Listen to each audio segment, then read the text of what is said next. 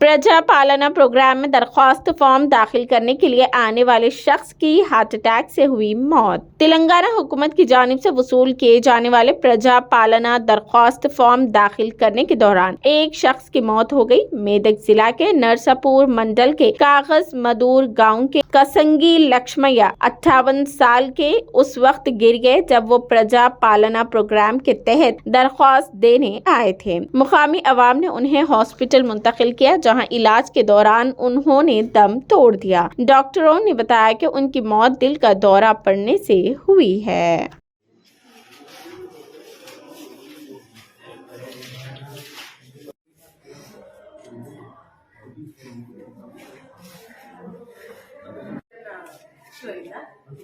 अच्छा अच्छा इशू है।